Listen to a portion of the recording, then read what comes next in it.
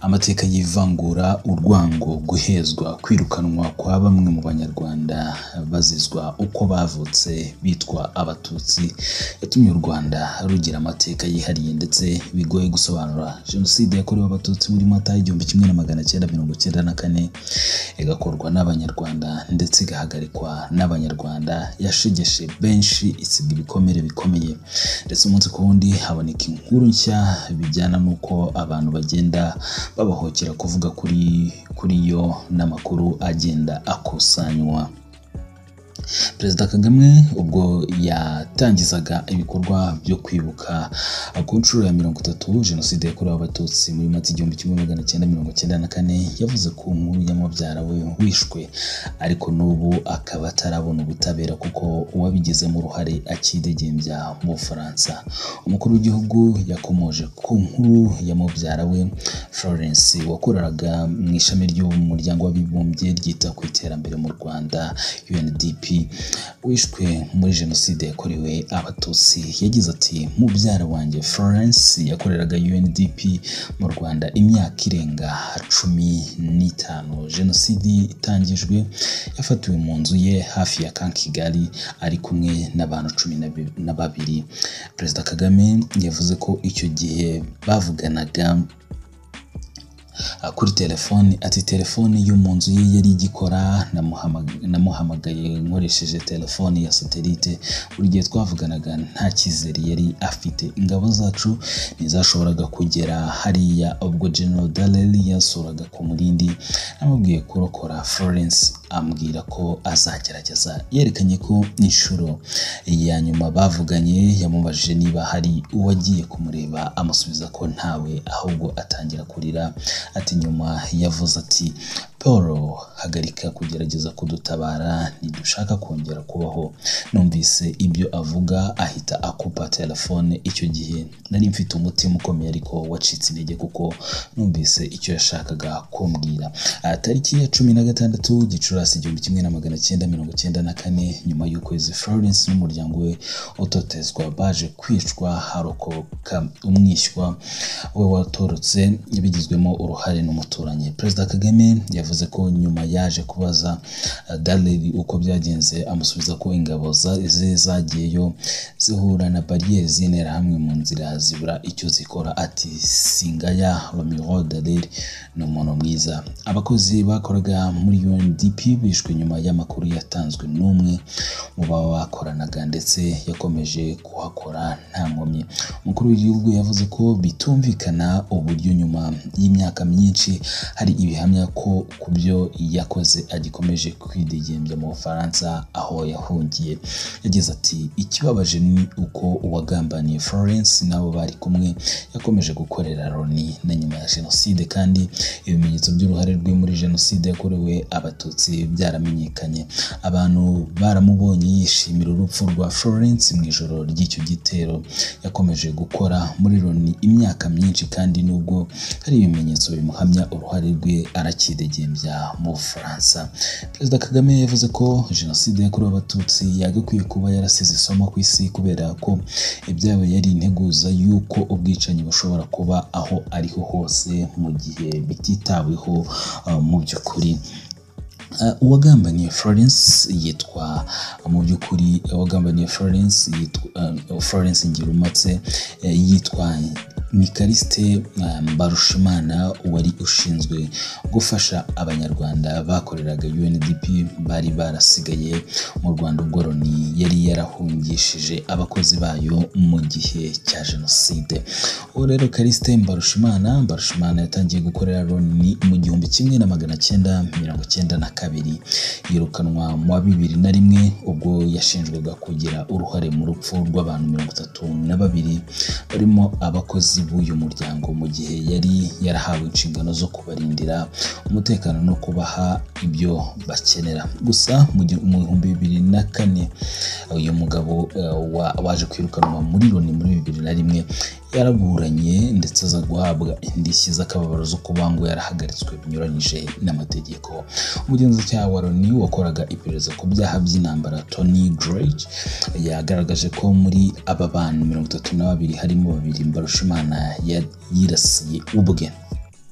yagaragaje ko kandi ko Mbarushimana yagize uruhare mu rupfu rwa Florence wari ushinzwe abakozi ba UNDP mu Rwanda n'urw'abandi biganjemo abana b'abatutsi bari mu kigero kiri hagati y'imyaka 8 na 18 bose Florence yageragezaga kurinda. Ibimenyetso Greg yahaye urukiko mpuzamahanga mpanabyaha rwari rwarashyiriweho u Rwanda ICTRI Arusha byagaragaje ko Mbarushimana ari umwe mu bari bashyigikiye interahamwe kandi ko yari afite izo yatozaga.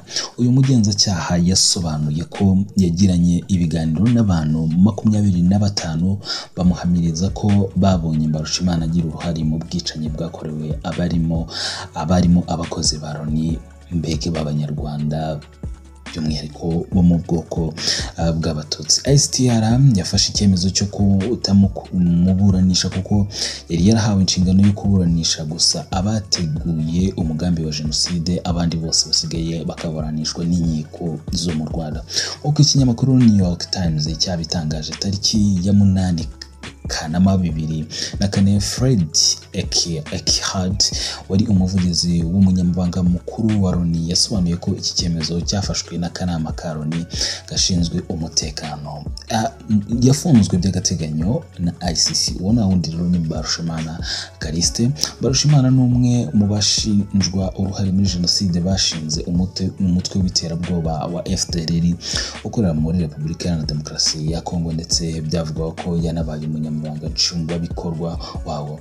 Tariki ya 11 Ukwakira 2010 yatawe muri yombi na polisi yo mu Bufaransa hashingiwe ku rupapuro rw'urukiko mpuzamahanga mpanabyaha ICC rukorera mu Irake mu Buholandi. Nk'uko inyandiko za ICC zibigaragaza, Mbarushimana yari akurikiranweho ibyaha 13 abarwanyi ba FDLR bakoreye abasivile mu ntara ya Kivu y'Amajyaruguru n'iya Majyepfo mu 2009. Inama ntegura rubanza ya ICC yabaye mu Kuboza 2011 yaje kwemeza ko nta bihamya bifatika bigaragaza ko Mbarushimana yaba yarakoze ibi byaha byibasiye inyoko muntu n'iby'intambara itegeka ko arekurwa. Muri uko kwezi ICC yafunguye Mbarushimana asubira mu Bufaransa, aho kugeza ubu mu by'ukuri yidegembya atuye. Florence Ngirumpatse yicanwe n'abo yumvaga ko arokora. Yari umubyeyi mu by'ukuri ukunda abantu kandi wita ku bantu. Mu gihe jenoside yakorewe abatutsi mu 1994 yarimo ikorwa,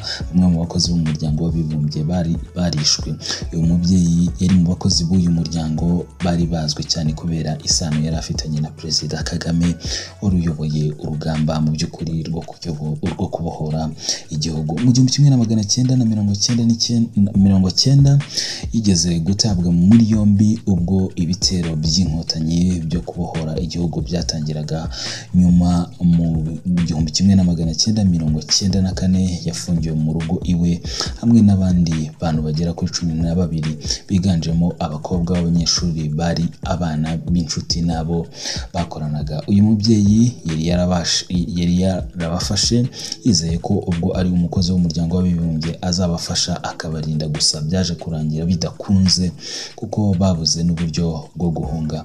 Muri ibyo bihe interahamwe zabaga zica abantu hafi y'urugo rwe, ari nako kandi bakomeza gukorera ibikorwa by'iyicarubozo uyu mubyeyi n'abakobwa yari yarahisemo gufasha. Ku wa 16 Gicurasi 1994 nk'uko Perezida Kagame yabigarutseho, akaba ari bwo telefone yo mu rugo rw'uyu mubyeyi yavuyeho aza no kwicwa nyuma y'icyo gihe kingana n'ukwezi yari amaze yarabuze ubuhungiro. We n'abakobwa bagiye bafatwa kandi ku ngufu mu bihe bitandukanye. Uyu mubyeyi rero mu by'ukuri umuntu yavuga ko ni imwe mu nkuru zakomeje kugenda zigarukwaho mu mwaka wa 2024 ko nk'uko twatangiye tubivuga amateka y'u Rwanda, amateka ya jenoside yakorewe abatutsi, uko iminsi igenda yicuma niko haboneka inkuru nshyashya, niko abantu bagenda bohokera kuvuga kuri jenoside yakorewe abatutsi. Mbega muri rusange basangira amakuru, basangira ubutumwa bw'ihumure muri rusange. So rero Mbarushimana kugeza n'uyu munsi arakidegembya mu Bufaransa, nubwo mu by'ukuri ibimenyetso bimushinja cyangwa se bigaragaza mu by'ukuri ko yagize uruhare mu iyicwa ry'abatutsi barimo na mubyara wa perezida wa Repubulika y'u Rwanda Paul Kagame, Florence Ngirumpatse, ndetse akaba yaragize uruhare mu uretse no kugira uruhare mu iyicwa nawe ubwe harabo ngo yishe nk'uko umushinjacyaha yabigaragaje, kandi noneho akaba yaranagize ngo uruhare mu gutoza umutwe w'interahamwe zakoze jenoside yakorewe abatutsi. Uyu mugabo kandi yagize uruhare mu gushinga FDLR, ni umutwe ugizwe n'ubundi n'abasize bakoze jenoside yakorewe abatutsi, ni umutwe ushingiye ku ngengabitekerezo ya jenoside yakorewe abatutsi, ni umutwe uhora utera mu by'ukuri umutekano mukeya ku butaka bw'u Rwanda, ni umutwe urimo abagabo nka General Omega wavuzwe ko yapfuye nubwo nta bihamya bigaragaza, bamwe bavuga ko akiriho. Uyu mugabo kandi akaba yarigeze kumvikana avuga ko nta na rimwe azigera agaruka mu Rwanda keretse igihe u Rwanda ruzaba mu by'ukuri rutakibarizwamo umunyarwanda witwa umututsi. Muri rusange nk'uko General Kabarebe yigeze kubigarukaho, yavuze ko yamuhamagaye akamusobanurira ati ko wize uri umupilote, ibya jenoside byabaye uri umusirikare utari no mu by'ukuri utari mu Rwanda, ati niki gituma ukomeza kubunga mu mashyamba, niki gituma ukomeza gutera umutekano mukeya mu Rwanda. Umugabo rero ngo wakomeje kwinangira General Omega uri mu bantu bakomeye mu mutwe wa FDLR, nubwo byavuzwe ko yishwe ariko nta bimenyetso bigaragaza. Hari amakuru yigeze kugaruka avuga ko agiye gushyikirizwa u Rwanda. Rero uyu mugabo mu by'ukuri yumvikanye ngo avuga ko mu by'ukuri ngazagaruka mu Rwanda ari uko u Rwanda rutakibarizwa mu mututsi n'umwe. So ngayo nguko rero ngayo mateka ya Mbarushimana Callixte ukidegembya mu Bufaransa, nyuma y'uko hari ibihamya byinshi bigaragaza ko yagize uruhare mu iyicwa ry'abantu benshi biganjemo abakozi ba Loni ndetse n'ababanaga nabo muri jenoside yakorewe abatutsi. Ni umugabo kandi wagiye ushinjwa ibyaha bitandukanye, ni umugabo byumvikana ko mu by'ukuri akomeje nyine gukingirwa ikibaba kubera impamvu zimwe n'izindi. Buri ibintu bizagenda bisobanuka uko mu by'ukuri imyaka igenda yicuma. So rero turabashimiye kandi dukomeza gukomeza kuba ndetse no kubifuriza kugira impagarike n'ubugingo.